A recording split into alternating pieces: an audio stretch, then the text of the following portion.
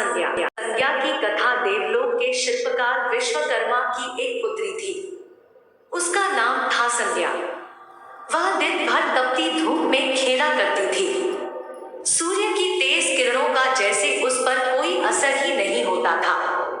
संज्ञा जब बड़ी हुई तो एक दिन विश्वकर्मा और उसकी पत्नी ने संज्ञा को बड़े मुग्ध भाव से सूर्य को निहारते देखा। यह देख विश्वकर्मा बोले, देवी, ऐसा लगता है हमारी बेटी सूर्य पर मोहित हो गई है। देख रही हो कितने मुग्ध भाव से सूर्य की ओर ताके जा रही है। मुझे भी ऐसा ही लगता है स्वामी। विश्वकर्मा की पत्नी ने कहा। सूर्य के सौंदर्य के प्रति संज्ञा का आकर्षण उसकी आयु के साथ बढ़ता ही गया। एक दिन विश्वकर्मा उसे अपने साथ हाथी पर बैठाकर सैर को निकले। अपनी पुत्री को सूर्य की ओर निहारते देख उन्होंने पूछ लिया, बेटी, अब तुम छोटी नहीं रही, सोचता हूँ जल्दी ही तुम्हारा विवाह कर दूं। बताओ किस देव को तुम चाहती हो? पिताजी, आकाश में सूर्य से बढ़कर कोई तेजस्वी नहीं है, संज्ञा ने उत्तर दिया। ठीक है, हम सूर्य के साथ ही तुम्हारा विवाह कराए देते हैं, विश्वकर्मा बोले और अपनी पुत्री को लेकर सूर्य के पास पहुंचे। उन्होंने अपनी पुत्री की इच्छा सूर्य देव को बताई तो उन्होंने उनका प्रस्ताव सहर्ष स्वीकार कर लिया। बोले, आपकी पुत्री मेरे साथ विवाह करना चाहती है, यह मेरे लिए सौभाग्य की बात है। पर इससे यह तो पूछ लो कि क्या यह मेरा ताप सहन भी कर पाएगी? विश्वकर्मा संज्ञा को एक ओर ले गए और उससे पूछा, सूर्य देव का उत्तर तुमने सुन लिया बेटी, अब बताओ सहन कर लोगी हर ऋतु में उनका ताप? हाँ पिताजी, संज्ञा ने बड़े विश्वास के साथ कहा। कुछ ही दिन बाद संज्ञा का विवाह सूर्यदेव के साथ हो गया। संज्ञा सूर्यदेव के साथ उनके लोक चली गई। पति के साथ संज्ञा के दिन सुखपूर्वक बीतने लगे। फिर उनके यहाँ एक पुत्र पैदा हुआ जिसका नाम रखा गया। अनेक ऋषि मुनि बालक को आशीर्वाद देने आए। यह बालक ज्ञानियों में भी ज्ञानी होगा, ऋषियों ने भविष्यवाणी की। आशीर्वाद सच निकला। जब वह कुछ बड़ा हुआ तो ऋषि मुनियों से शिक्षा ग्रहण करने लगा। सूर्यदेव और संज्ञा को अपने बेटे पर गर्व था। वे बहुत ही प्रेम से अपने बेटे का लालन पालन करते थे। अचानक एक बार ग्रीष्म ऋतु में सूर्य की किरणें बहुत ही प्रखर हो गई। उनका तेज अपनी चरम सीमा पर जा पहुंचा। संज्ञा की चमड़ी झुलसने लगी।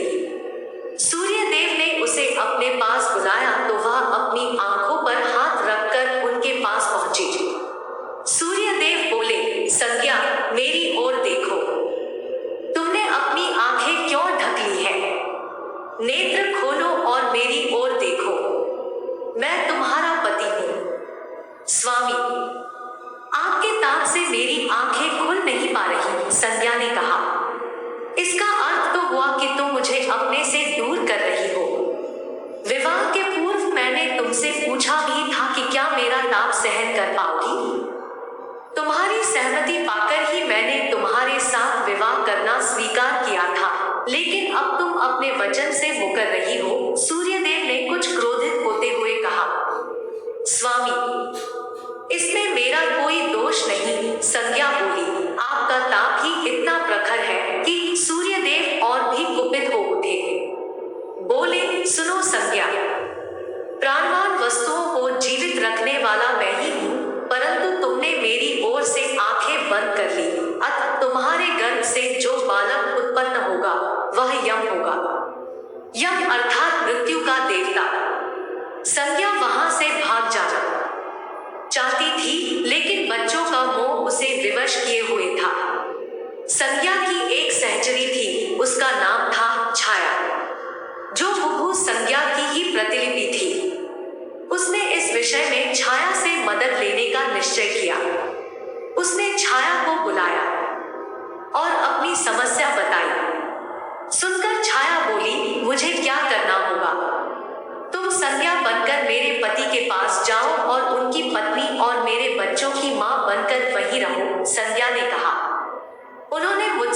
पूछताछ की तो कहना मैं संज्ञा हूं, भेद मत खोलना। यह सब मैं करूंगी, लेकिन मेरी एक शर्त है। सूर्यदेव कभी मुझ पर बिगड़े या शाप देने लगे तो मैं सारा भेद खोल दूंगी, छाया ने कहा। ठीक है छाया, अब जाओ और मेरे बच्चों को संभालो। तुमने मुझे बहुत ही कठिन काम सौंपा है संज्ञा, फिर भी मैं भरसक प्रयत्न करूंगी, छाया बोली और वहां से चली गई। उसके जाने के बाद संज्ञा सोचने लगी, मैं मायके जाती हूँ। माँ और पिताजी मुझे देखकर प्रसन्न होंगे, मैं कुछ समय वहां रहूंगी।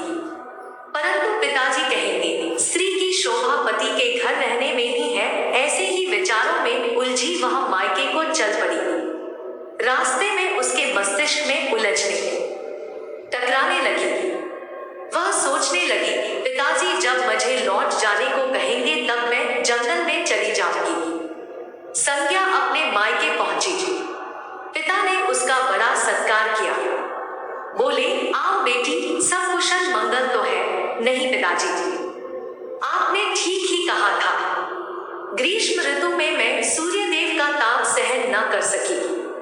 संज्ञा कुछ दिन वहां सुख से रही। एक दिन पिता ने उससे कहा, संज्ञा, तुम्हारे आने से मुझे बड़ा हर्ष हुआ है, परंतु विवाह हो जाने के बाद स्त्री को मायके में अधिक समय तक नहीं रहना चाहिए। अब तुम अपने पति के घर जाओ, फिर कभी हमसे मिलने आना। तुम मुझे बहुत प्यारी हो, किंतु पति का घर ही स्त्री का घर होता है। यही मैंने सोचा था, संज्ञा मन ही मन बोली और एक रात चुपचाप पिता का घर छोड़कर जंगल में चली गई। वह सोचने लगी, मैं सूर्य के सामने नहीं जा सकती, अब घोड़ी बन जाती हूँ। उस रूप में मुझे कोई पहचान नहीं पाएगा। घोड़ी का रूप धारण कर संज्ञा तपस्या करने लगी, सूर्य के ताप की शक्ति को कम करने के लिए। उधर छाया ने सूर्य के यहाँ जाकर संज्ञा का स्थान ले लिया था। सूर्यदेव ने उसे संज्ञा ही समझा। वे बोले, तुम लौट आई मेरे यहाँ, क्षमा कर दो स्वामी, मैंने अपनी दुर्बलता को जीत लिया है। छाया खेद भरे स्वर में बोली, संज्ञा, मैं तो कब का तुम्हें क्षमा कर चुका। अब घर की जिम्मेदारी संभालो, बच्चों का लालन पालन करो, सूर्यदेव ने कहा। छाया ने कक्ष में लेटे दोनों बच्चों पर निगाह डाली और घर की जिम्मेदारियां संभाल ली। छाया इस घर में सुखी थी। वह प्राय सोचा करती, बेचारी संज्ञा, कितना अच्छा घर त्यागना पड़ा उसे, क्या वह कभी नहीं लौटेगी।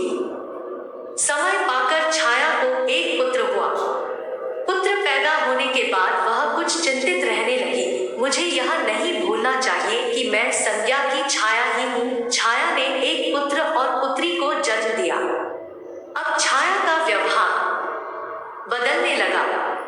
वह अपने बच्चों से तो प्यार करती थी, लेकिन संज्ञा के बच्चों को ताड़ने और उनके साथ दुर्व्यवहार करने लगी। मनु ने तो विमाता के व्यवहार को नजरअंदाज कर दिया, लेकिन यम को उसका व्यवहार खटकता रहा।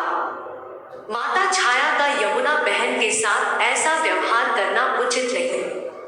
वह अपने बच्चों के साथ तो कितना अच्छा व्यवहार करती है। हम भाई बहन से नफरत एक दिन तो हद ही हो गई।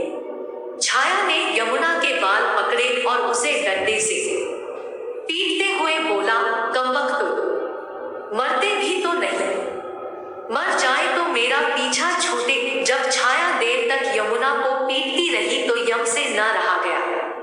उसने जाकर छाया का हाथ पकड़ लिया और गुस्से से बोला, बस माता, अब तुमने यमुना पर हाथ उठाया तो मुझसे बुरा कोई न होगा। अच्छा, तेरी यह हिम्मत मुझे धमकी देता है। ठहर, आज मैं तेरे पिता से इसकी शिकायत करूंगी। छाया क्रोध से सिहर उठी। छाया ने तो इस डर से सूर्यदेव से शिकायत न की कि कहीं उसका भेद उजागर न हो जाए, लेकिन यम और यमुना ने तब आकर अपने पिता से उसकी शिकायत अवश्य कर दी। पिताजी, यह स्त्री हमारी मां नहीं है, यम ने कहा।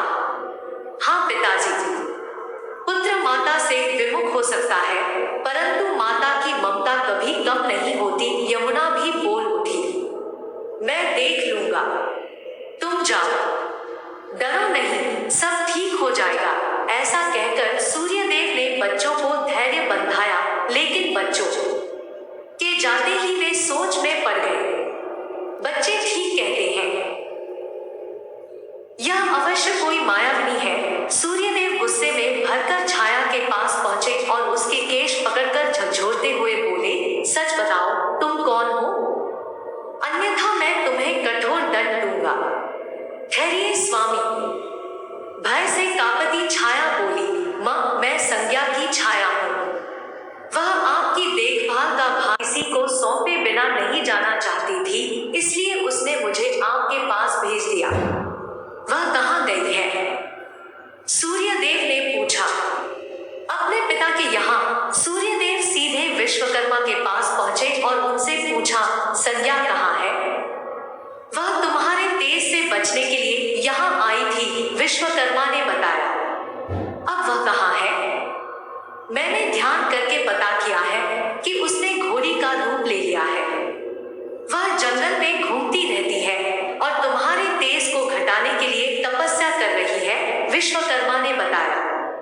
तो आप मेरा तेज घटा दीजिए, फिर उसे खोजने के लिए चलते हैं, सूर्यदेव बोले। विश्वकर्मा ने सूर्यदेव के तेज का 8वां भाग छांट दिया, जिससे उनका तेज घट गया। फिर वे संज्ञा को खोजने निकले। उन्होंने राहगीरों से पूछताछ की, तुमने इधर कोई घोड़ी देखी है? हाँ, एक विलक्षण घोड़ी को हमने नदी के पास विचरण करते देखा है, राहगीरों ने बताया। उसमें विलक्षण क्या बात है? वह घोड़ी मानवी भाषा में बोलती है, देव। तब तो वह अवश्य ही संज्ञा होगी, सूर्यदेव बोले। सूर्य घोड़ी के निकट पहुंचे और कहा, संज्ञा, मैं सूर्य हूं, तुम्हारा पति। अब यह घोड़ी का रूप त्याग दो। जब तक मेरी मनोकामना पूरी न होगी, मैं यह रूप नहीं त्यागूंगी, घोड़ी बनी संज्ञा ने उत्तर दिया। तुम्हारी मनोकामना तो पूरी भी हो गई, सूर्य ने कहा। सूर्यदेव ठीक कहते हैं, बेटी। विश्वकर्मा बोले, मैंने इनके तेज का 8वां भाग काट दिया है। पिता से आश्वासन पाकर संज्ञा ने अपना घोड़ी वाला रूप त्याग दिया और अपने स्वाभाविक रूप में आ गई। वह हर्ष और विभोर से अपने पिता से लिपट गई और फूट फूट कर रोने लगी। फिर उसने झुककर सूर्यदेव के पांव छुए और पूछा, स्वामी, हमारे बच्चे तो सकुशल है न? हाँ, दोनों बच्चे ठीक हैं। मनु, यम और यमुना को अब फिर से मां मिल जाएगी। सूर्यदेव ने मुस्कुराकर कहा, मैं अब कभी भी अपना घर त्याग कर नहीं जाऊंगी। संज्ञा बोली, आप छाया को क्षमा कर देना और अपने साथ ही रखना। दोनों का मिलन देखकर विश्वकर्मा ने भी अपना आशीर्वाद प्रदान किया। जाओ और सदा सुख शांति से रहो। सूर्यदेव और संज्ञा सूर्यलोक पहुंचे और छाया और बच्चों के साथ आनंद पूर्वक रहने लगे। जय जय श्री